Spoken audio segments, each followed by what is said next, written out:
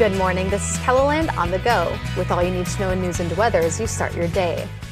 The Meade County Sheriff's Office is asking for help in finding a person accused of going on a joyride with heavy equipment over the weekend. Authorities shared these pictures from the scene. You can see several excavators and a skid steer driven into a trench.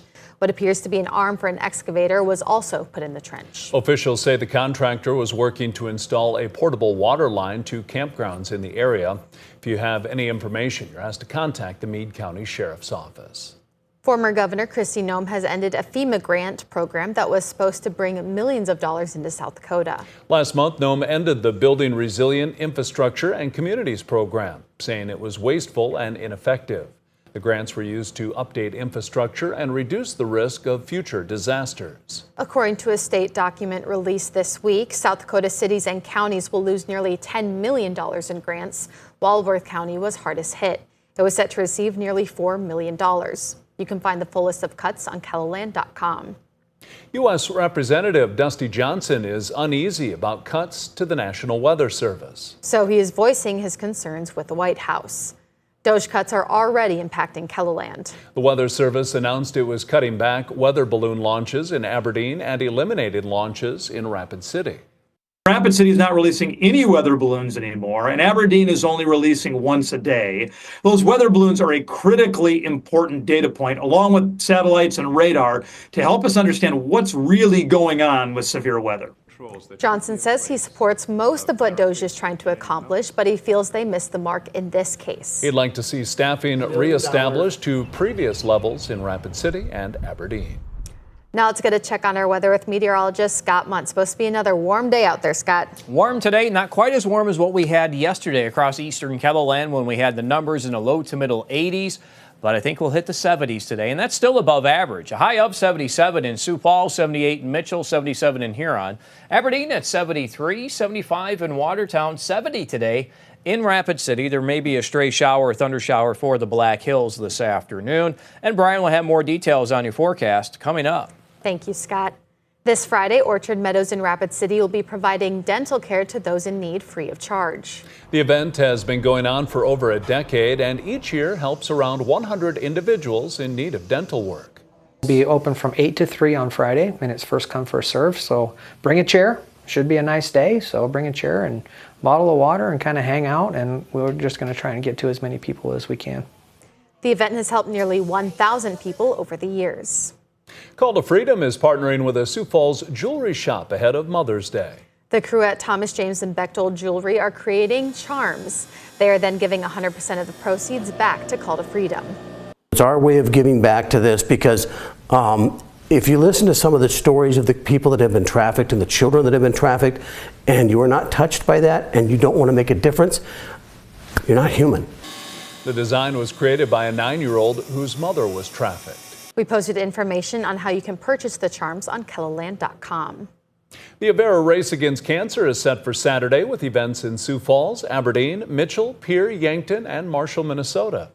The 37th annual run or walk supports patients and families fighting all types of cancer. After raising a record $731,000 last year, the Avera Race Against Cancer expects to set a new mark this year in both dollars and participants, with more than 7,200 people already signed up.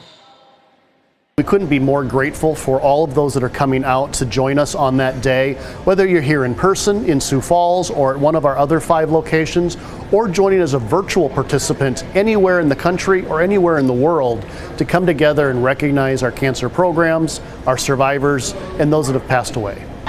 The start time for the Avera Race Against Cancer depends on where you're running or walking. We provided a link with a complete schedule and registration information for all 6 locations under this story on KELOLAND.com. That's a look at some of our top stories. Now let's get another check of your weather with meteorologist Brian Karstens. Brian?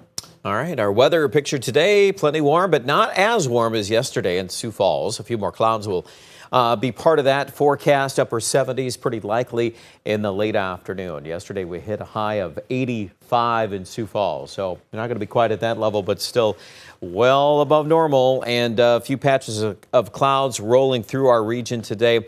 I would say overall, Rapid City, your high yesterday was 65. You'll be warmer today, near 70, as we break up some of that moisture. But still, the cloud cover probably not going to result in any organized rain chances, and we're going to keep that out of the forecast.